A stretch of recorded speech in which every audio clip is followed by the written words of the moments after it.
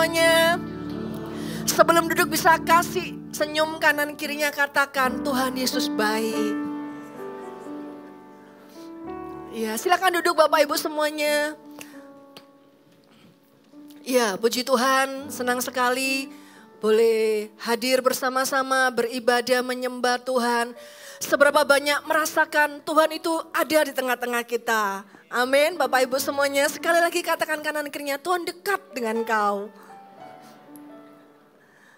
Dan hari ini saya akan menyampaikan firman Tuhan, saya kasih judul menjadi rumah doa bagi segala bangsa. Ya, kita buka di Yesaya pasal 56 maksud saya. Yesaya pasal 56.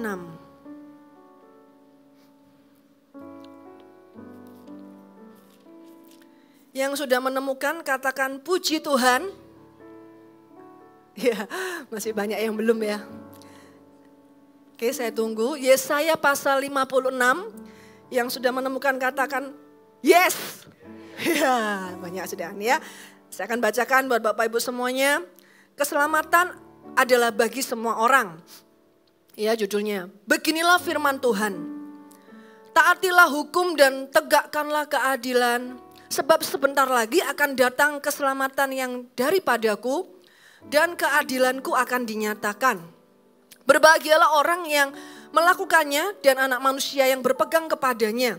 Yang memelihara hari Sabat dan tidak menajiskannya. Dan yang menahan diri dari setiap perbuatan jahat. Janganlah orang asing yang menggabungkan diri kepada Tuhan berkata, sudah tentu Tuhan hendak memisahkan aku daripada umatnya. Dan janganlah orang kebiri berkata, sesungguhnya aku ini pohon yang kering. Sebab beginilah firman Tuhan kepada orang-orang kebiri yang memelihara hari-hari Sabatku dan yang memilih apa yang ku kehendaki dan yang berpegang kepada perjanjianku, kepada mereka akan ku berikan dalam rumahku dan di lingkungan tembok-tembok kediamanku suatu tanda peringatan. Dan nama itu lebih baik daripada anak-anak lelaki dan perempuan. Suatu nama abadi yang tidak akan lenyap akan kuberikan kepada mereka. Dan orang-orang asing yang menggabungkan diri kepada Tuhan untuk melayani Dia, untuk mengasihi nama Tuhan dan untuk menjadi hamba-hambanya, semuanya yang memelihara hari Sabat dan tidak menajiskannya, dan yang berpegang kepada perjanjianku. Ayat yang ketujuh kita akan baca bersama-sama. 1, 2, 3. Mereka akan kubawa ke gunungku yang kudus dan akan kuberi kesukaan di rumah doaku. Aku akan berkenan kepada korban-korban bakaran dan korban-korban sembelihan mereka yang dipersembahkan di atas mezbahku. Sebab rumahku akan disebut rumah doa bagi segala bangsa. Demikianlah firman Tuhan Allah yang menghibur orang-orang Israel yang terbuang. Saudara, jadi di sini kita lihat bahwa kerinduan Tuhan setelah kita diselamatkan, kita menjadi umat yang diselamatkan. Tuhan itu rindu menggabungkan kita semua, membawa kita semua itu masuk dalam sebuah masuk menjadi rumah doa. Ya, dikatakan di sini, akan kubawa ke gunungku yang kudus, akan kuberi kesukaan di rumah doaku. Ya. Jadi saudara, rumah doa menjadi rumah doa bagi segala bangsa. Itu panggilan kita semua. Katakan amin. Ya, kalau di belakang ini ada baju hitam-hitam, ada tim Espro, ya, ada juga tim pendoa. Oh, kalau yang rumah doa itu yang doanya kuat. Siapa sih di sini yang doanya kuat? Gak ada saudara. Kalau mau ya kita harus berlatih berdoa. Oh, yang doanya bisa pandai bicara. Alkitab berkata, bukan banyaknya kata-kata doa kita itu didengarkan karena banyak fasih. Ya, pakai catatan. Nah, enggak saudara. Ya, panggilan menjadi rumah doa itu panggilan yang istimewa. Dan itu terbuka bagi setiap kita. Katakan amin. Bukan cuma untuk para tim pendoa syafaat saja. Ya, Tuhan mau memakai hidup kita itu menjadi rumah doa. Kenapa sih? Kok mau dipakai menjadi rumah doa? Karena saudara, yang pertama saya pelajari firman Tuhan, Tuhan tuh rindu memulihkan hidup kita. Orang yang membangun mesbah doanya, orang yang punya jam-jam doa, saudara, punya hubungan dengan Tuhan, pasti hidupnya gak pernah sama lagi. Mau ketemu sama Tuhan, setiap waktu, setiap jam, ya ada lagunya, ya. Ya Tuhan, tiap jam ku memerlukanmu. Engkau ialah yang memberi sejahtera penuh. Setiap jam ya Tuhan, di Kau ku perlukan. Ku datang juru selamat, berkatilah. Saudara, kalau kita itu nggak ada hadirat Tuhan, hidup kita itu kering. Kalau Tuhan nggak bertata lewat rohnya dalam hidup kita nggak bisa berdoa, kita nggak bisa dekat dengan Tuhan. Tapi karena kita itu semua sudah terima Roh Kudus, sudah diselamatkan. Artinya saudara, tiap waktu kita itu bisa membangun hubungan dengan Tuhan. Katakan amin. Kenapa rumah doa, saudara?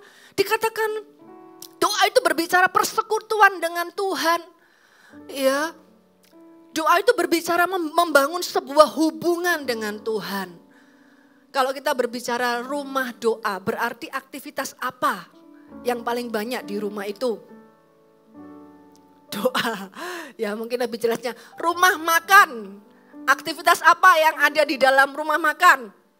Kan, ya, kita belajar ya bahasa Indonesia. Rumah sakit. Apa yang terjadi di rumah sakit? Pasien, dokter, terjadi ini pengobatan, orang-orang yang sakit ke sana. Ya, rumah apa lagi? Rumah apa ya? Rumah sakit jiwa. Di sana ya. Ya hati-hatilah ya ke sana ya saudara, karena saudara tahu apa yang siapa yang saudara temui di sana ya. Kalau rumah doa berarti hidup kita harus banyak aktivitas doa. Ya. Coba hari ini aktivitas apa yang paling banyak terjadi dalam hidup kita? Saya kayaknya tidur pastor ya. Ya, kayaknya hiburan. Ya, nonstop saya itu nonton hiburan drakor itu, kalau enggak satu sesi 16 episode itu enggak puas. Rumah hiburan. Ya, coba kita cek masing-masing kita. Aku ini rumah apa ya Tuhan? Apakah aku sudah cocok disebut rumah doa? Kalau aku ini enggak pernah berdoa, berarti aku sedang miss the target. Berarti saudara, hidup kita sedang di luar target. Di luar rencana Tuhan, karena rencana Tuhan ingin menjadikan kita itu rumah doa. Ya. Rumah apa ya kita ya? Jawab pribadi, lepas pribadi aja saudara ya. Kalau doanya cuma 5 menit, 10 menit. Atau doanya cuma hari Minggu. Ingat doa waktu ada masalah. Ingat doa waktu minta berkat, saudara. Ya. Dikatakan saudara, kita akan dibawa kepada gunung Tuhan yang kudus. Diberi kesukaan di rumah doa, di dalam hadirat Tuhan. Nah, sebetulnya saudara, doa itu ya bisa kita lakukan setiap waktu, enggak hanya di gereja atau mungkin masuk ke kamar doa. Kalau kita punya kamar doa itu puji Tuhan. Ya, karena saya temukan ada beberapa konsep ya mengenai doa. Doa itu bisa free and form. Free and form itu artinya saudara, isi doa itu sebenarnya itu bebas. Amin saudara. Jadi enggak sulit berdoa itu. Ada orang belajar berdoa di CG, wah groginya setengah mati, ya, pakai catatan, ya, membaca catatan dikasih di note di HP. Makasih Tuhan, sebenarnya sih saudara, ya itu bukan nggak bisa berdoa, mungkin grogi berdoa di depan umum, ya nggak biasa. Tapi kalau doa kita secara pribadi sebenarnya bebas saudara, nggak ada harus apa tatanannya begini-begini. Enggak, bebas. Karena kalau bebas kita bisa berkata, terima kasih Tuhan. Kita bisa memulai dengan selamat pagi Tuhan. Boleh enggak? Hai bro, jangan ya saudara ya. Jangan, dia bukan bro kita ya. Tentunya kita harus hormat dengan Tuhan ya. Terima kasih Tuhan, selamat pagi Tuhan. Itu memulai dengan nice sebuah hubungan seperti itu ya. Kalau kita udah gak sopan, gak baik juga nanti, gak bisa doa. Tapi juga bisa terencana, contohnya ada pokok-pokok doa. Siapa di sini punya pokok-pokok doa setiap hari? Aku mau doakan ini, bagus juga saudara supaya kita gak mengalir, bebas. Jadi bisa kita lakukan, lalu doa bisa alone and assemble, bisa sendirian. Ya, bisa juga sama-sama di CG, suami istri berdoa, mesbah keluarga. Lalu doa juga bisa ini, pada saat kita desperate and delighted, pada saat kita putus asa. Ya, kalau kita putus asa apa yang kita lakukan, saudara? Kita termenung, ya, melamun, ya. Kalau termenung, melamun, jangan dilanjutkan ya, langsung berdoa saja. Kontak CGL, karena kalau dilanjutkan itu gak baik saudara ya. Depresi dan sebagainya. Kita bisa berdoa loh saat kita itu mengalami desperate, mengalami hal-hal yang sulit. Gak ada larangan, ya gak ada Tuhan itu menolak kita yang sedang putus asa, enggak. Pada saat bersuka cita, kadang kita itu bersuka cita itu lupa loh. Ya berdoa, terima kasih kepada Tuhan. Lalu kita juga bisa berdoa itu eksplosif dan extended. Artinya kita bisa meledak-ledak, bisa doanya wah bergairah. Bisa juga doa yang panjang. Bisa juga doa yang spontan. Ya, spontan dan bisa juga doanya itu terjadwal. Spontan itu artinya dimanapun kita bisa berdoa ataupun kita punya jadwal doa pagi. Pokoknya aku kalau bangun tidur aku langsung berdoa. Ada di sini yang bangun tidur langsung berdoa bisa. Puji Tuhan saudara ya. Nah gak ada batasan, gak ada limit untuk kita itu bisa berdoa. Karena itu panggilan menjadi rumah doa. Saudara itu panggilan yang istimewa. Rugi sekali kalau kita itu gak pernah berdoa. Kita gak pernah dekat dengan Tuhan. Kita hanya menjadi Kristen KTP. Kita hanya menjadi Kristen yang cuma statusnya saja Kristen. Tapi kita gak punya kehidupan doa. Ya, kita gak pernah kenal hati Tuhan dengan dekat. Padahal Allah itu adalah seorang pribadi. Allah itu seorang pribadi saudara. Kalau ada pribadi yang 24 jam setia dalam hidup kita. Itu Allah kita. Amin Bapak Ibu semuanya. Tapi kita biarin, kita gak pernah doa. Nah, saudara kita buka sama-sama dalam 2 Tawarik pasal 7. Ya. 2 Tawarik pasal 7 ayat yang ke-11. Ini adalah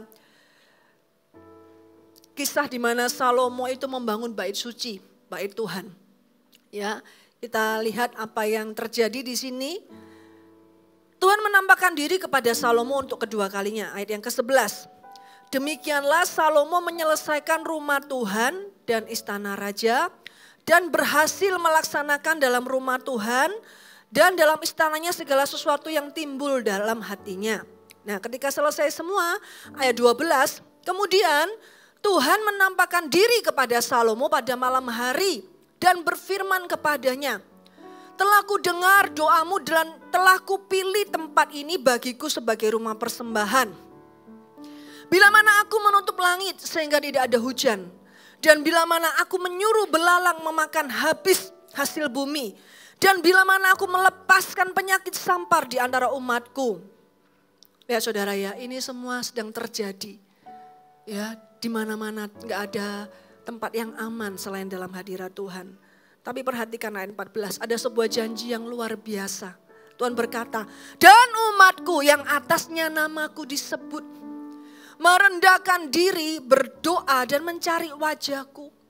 Lalu berbalik dari jalan-jalannya yang jahat, maka aku akan mendengar dari surga, katakan amin. Dan mengampuni dosa mereka serta memulihkan negeri mereka. Berapa banyak saudara Anda ingin hidup Anda itu, doa kita didengar. Dosa kita diampuni, hidup kita dipulihkan. Siapa di sini saudara? Amin. Kita semua rindu mengalami itu. Sekarang mataku terbuka dan telingaku menaruh perhatian kepada doa dari tempat ini. Dari bait suci. Dan sekarang telah kupilih dan kukuduskan rumah ini supaya namaku tinggal di situ untuk selama-lamanya, maka mataku dan hatiku akan ada di situ sepanjang masa. Saudara, di sini kita lihat bait suci yang dibangun Salomo itu, ketika sudah dibangun, Tuhan itu berkenan. Tapi Tuhan menetapkan syarat bagaimana Tuhan bisa memulihkan ya hidup umatnya. Yang pertama saudara ya, dikatakan jika umatku dan umatku yang atasnya namaku disebut merendahkan diri. Katakan merendahkan diri. Kalau kita ini kepingin hidup kita itu menjadi rumah doa. Menjadi kesukaan bagi Tuhan. Di mana mata Tuhan terbuka. Telinga Tuhan menaruh perhatian kepada hidup kita. Satu awalnya saudara. Jadi rumah doa, jadi hidup yang dipersembahkan kepada Tuhan harus mau merendahkan diri. Katakan merendahkan diri. Ya, kita harus mau merendahkan diri. Harus mau taat kepada firman Tuhan. Harus tahu ya siapa Tuhan, siapa kita. Hidup kita ini saudara, Alkitab berkata seperti uap. Sebentar saja itu berlalu. Anda dan saya itu gak hidup selama-lamanya loh. Kalau hari ini ada, itu karena berkat kemurahan Tuhan. Katakan amin. Kita bisa punya planning, besok mau ngapain, seminggu ke depan mau ngapain, sebulan ke depan mau ngapain, 2 bulan ke depan mau ngapain.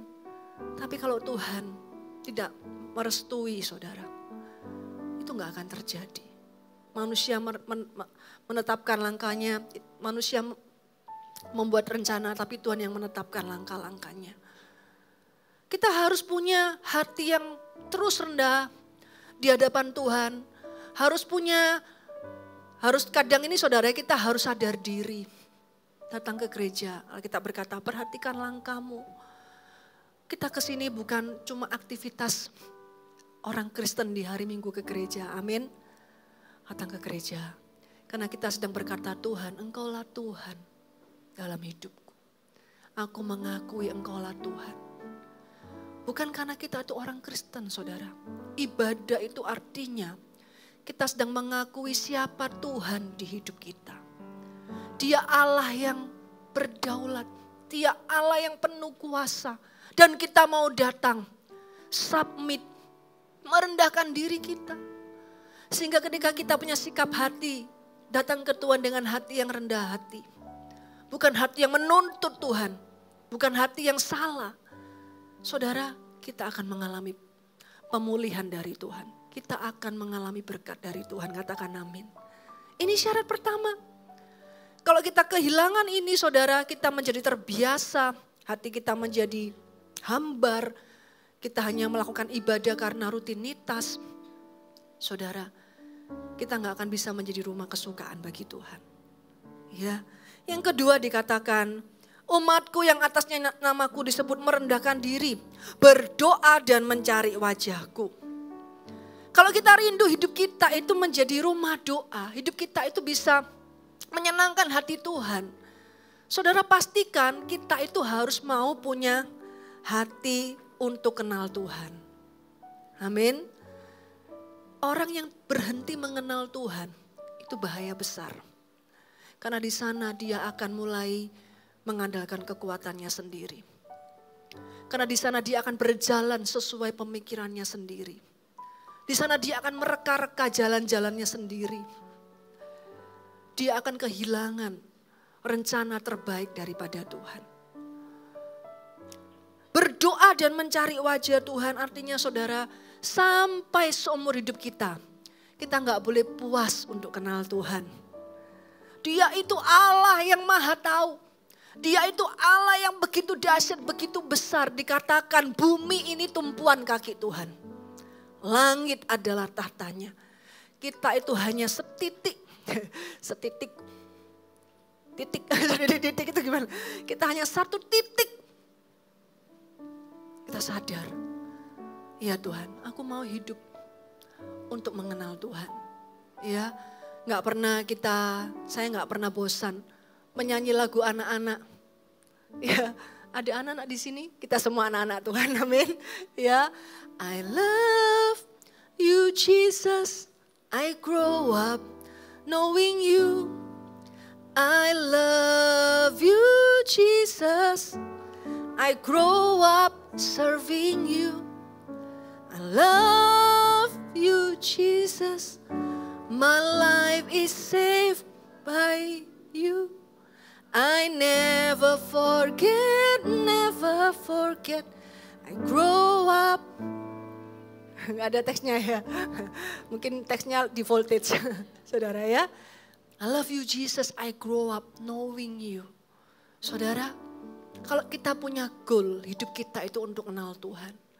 Kita gak akan pernah bosan untuk datang ibadah. Gak usah lagi disuruh-suruh, dicek, kamu ibadah enggak? Enggak, aku mau kenal Tuhan. Kita gak akan disuruh-suruh saat teduh.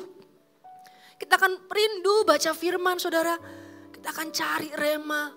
Ya, kita akan renungkan firman Tuhan. Kita simpan sebagai harta yang berharga di hidup kita.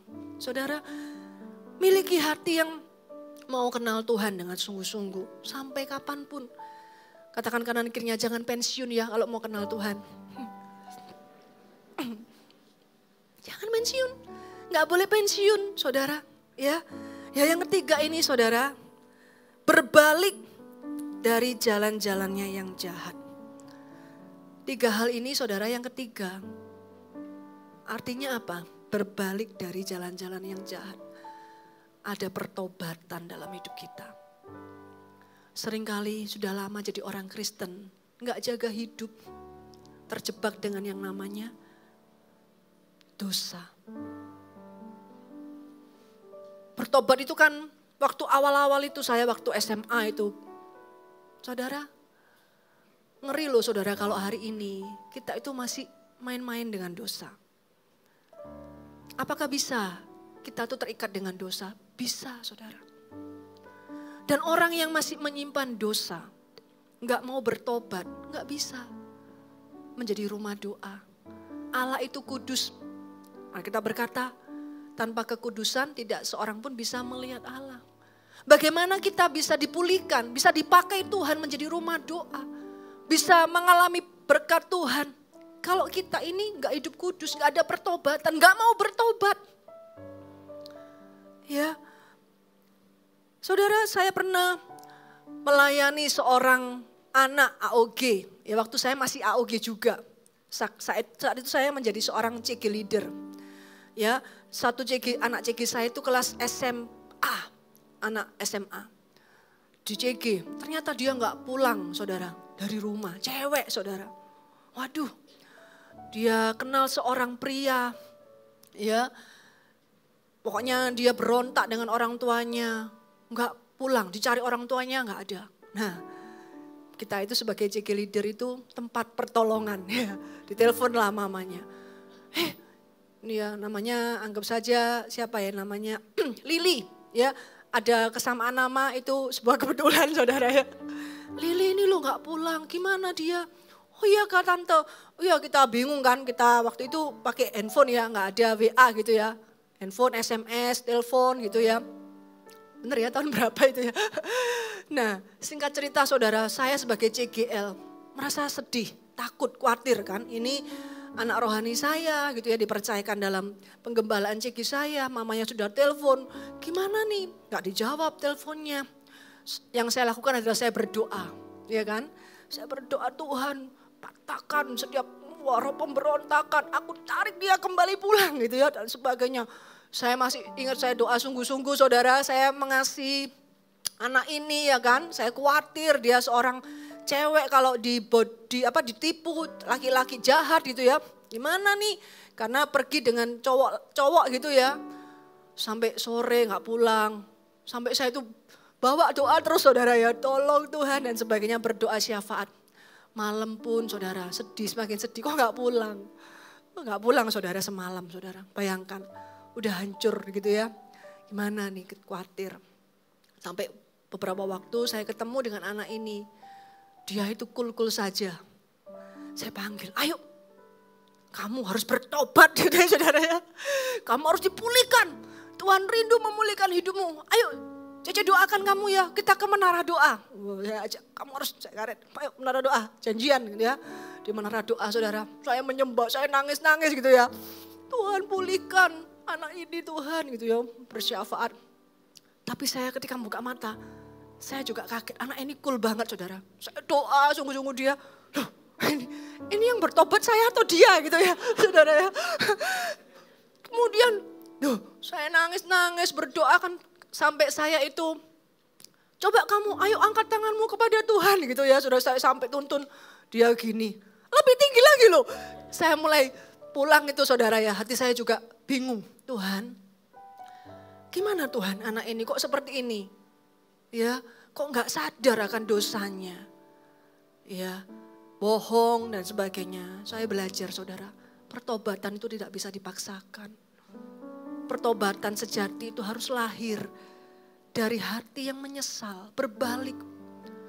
Hati yang merasakan tempelakan Roh Kudus. Hati yang bukan hati yang kebal, bukan hati yang ini ya, kebal ya, kebas gitu saudara. Enggak bisa merasakan tempelakan Roh Kudus. Jangan sampai hidup kita seperti itu. Amin, Bapak Ibu. Jangan sampai kita ke gereja iya, tapi nggak bertobat dari dosa-dosa kita, terus kita ngapain beribadah? Kita bisa ketemu sama Tuhan saudara. Ketemu di pelatarannya saja. Nggak bisa kita doa dengan berani. Tuhan aku berdoa. Nggak bisa. Tuhan aku minta mujizat. Tuhan aku berdoa, menangkis iblis apalagi. Nggak punya kekuatan rohani. Karena dirinya tahu, aku juga masih berdosa, masih simpan dosa. Saudara di dalam kitab Yunus ini, bagus sekali saudara ya, kita lihat dalam Yunus pasal yang ketiga, contoh sebuah pertobatan sejati.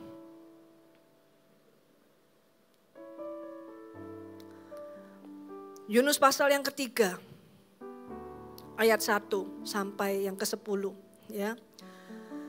Datanglah firman Tuhan kepada Yunus untuk kedua kalinya, demikian. Bangunlah, pergilah ke Niniwe, kota yang besar itu, dan sampaikanlah kepadanya seruan yang kufirmankan kepadamu. Bersiaplah Yunus lalu pergi ke Niniwe sesuai dengan firman Allah. Niniwe adalah sebuah kota yang mengagumkan besarnya. 3 hari perjalanan luasnya. Mulailah Yunus, ya hamba Tuhan ini, Yunus masuk ke dalam kota itu sehari seperjalanan jauhnya. Lalu berseru, 40 hari lagi Niniwe akan ditunggang balikan. Nah Yunus ngomong itu saudara terus. Lalu orang Niniwe percaya kepada Allah. Lihat respon mereka. Lalu mereka mengumumkan puasa. Dan mereka baik orang dewasa maupun anak-anak mengenakan kain kabung. Setelah sampai kabar itu kepada raja kota Niniwe, turunlah ia dari singgasananya, ditanggalkannya jubahnya, diselubungkannya kain kabung, lalu duduklah ia di abu. Ini loh respon orang yang bertobat saudara. Lalu atas perintah raja dan para pembesarnya, orang memaklumkan dan mengatakan di Niniwe demikian. Manusia dan ternak, lembu, sapi dan kambing domba tidak boleh makan apa-apa. Tidak boleh makan rumput, tidak boleh minum air.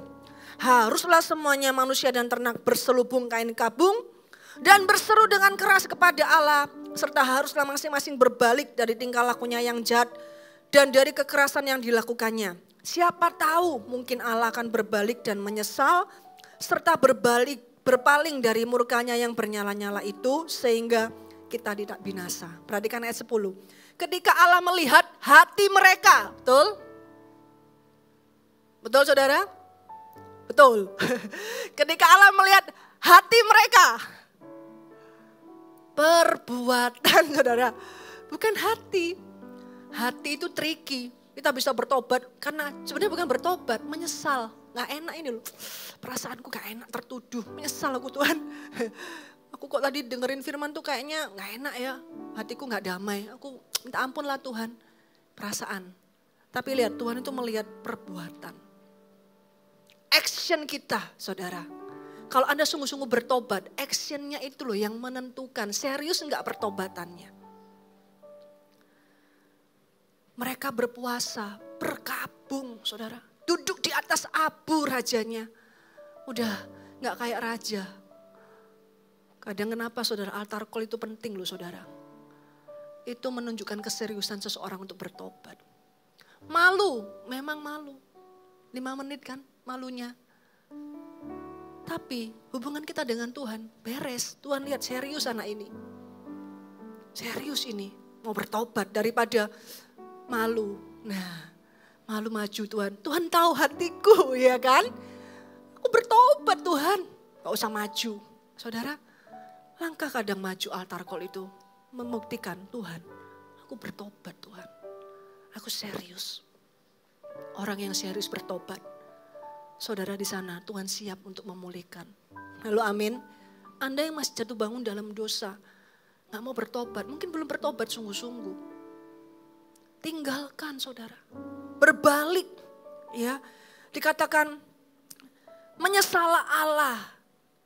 Ketika Allah melihat perbuatan mereka itu yakni bagaimana mereka berbalik dan tingkah lakunya yang jahat. Maka menyesal Allah karena malapetaka yang telah dirancangkannya terhadap mereka dan ia pun tidak jadi melakukannya. Niniwe gak jadi dihancurkan saudara. Hidup Anda dan saya yang harusnya binasa gak jadi dihancurkan. Karena kita bertobat. Kadang pertobatan itu saudara dibutuhkan. Kadang kita gak sengaja berbuat dosa. Menyakiti orang lain dengan perkataan mungkin. Apalagi yang sengaja ya saudara ya. Membuli orang, bercanda, kebablasan gitu bercandanya. Orangnya tersinggung. Atau mungkin dosa dalam hati. Iri hati, kepahitan, kesombongan. Saudara, benci dengan orang. Gak suka, punya niat jahat. Membalas dendam. Itu kan saudara di hati itu sudah dosa. Ya, Alkitab berkata kalau kamu mau menghadap Tuhan, teringat sesuatu di hatimu atas saudaramu, bereskan dulu. Gak bisa doa. Tapi kok aneh banyak dari kita dosa iya, doa juga iya. Gak bisa saudara. Ya, Anda mau hidup bebas dari dosa, harus kuat doanya. Amin. Harus sungguh-sungguh bangun doanya. Otomatis saudara kalau hidup Anda itu lebih penuh Allah, Allah yang lebih dominan, Allah itu kudus, tes kita juga enggak akan jauh-jauh, akan kudus juga. Amin. Saudara, yang keluar itu juga akan yang kudus. Karena itu saudara, kalau Anda masih jatuh bangun dalam dosa, bertobat. Yang kedua, bangun jam-jam doa. Ini jalan keselamatan, escape-nya itu, exit, pintu keluar dari dosa. Itu adalah bangun hubunganmu dengan Tuhan, bangun doa-doamu. Ya, saudara di sini ketika kita itu punya roh pertobatan. Kita gak usah diingatkan, kita sadar, iya ya aku bertobat, aku salah, aku berdosa, aku mau bertobat. Lihat saudara. Hidup kita itu akan terus dipulihkan. Kita gak akan jadi orang yang jauh dari Tuhan. Dekat dengan Tuhan. Kita bisa merasakan isi hati Tuhan. Hidup kita di bumi ini saudara. Kita bisa melaksanakan semua yang Tuhan mau. Tepat yang Tuhan mau dalam hidup kita. Dulu saudara ya waktu saya masih Army of God. Saya masih ingat Pastor Philip tuh kalau KKR, Trip to Hell. Pastor Philip selalu berkata, kalau Anda tidak bertobat hari ini, gitu ya, waktu KKR kan, keluar dari pintu gereja, Anda gak selamat lagi. Kok sombong banget ini, ya saudara ya. Kadang kita berkata, siapa ini hamba Tuhan? Tapi saudara harus tahu maksudnya. Artinya pertobatan itu bukan semau kita. Halo amin? Besok bertobat, aku bertobat. Enggak saudara. Pertobatan itu haruslah itu adalah inisiatif Tuhan pada waktunya Tuhan. Detik Anda menunda, Anda gak bertobat, berarti Anda masih mencintai dosa. Dan Anda akan semakin jauh dari Tuhan. Karena itu saudara, firman Tuhan yang saya sampaikan pagi hari ini. adalah sebuah jawaban, jalan keluar. 3 hal ini saudara, kalau kita mau hidup kita menjadi rumah doa, mengalami Tuhan, kita bisa dekat dengan Tuhan, mengalami pemulihan daripada Tuhan. Tuhan mendengar doa-doa kita, merendahkan diri saudara, berdoa dan mencari wajah Tuhan. Yang ketiga, berbalik dari jalan-jalan yang jahat.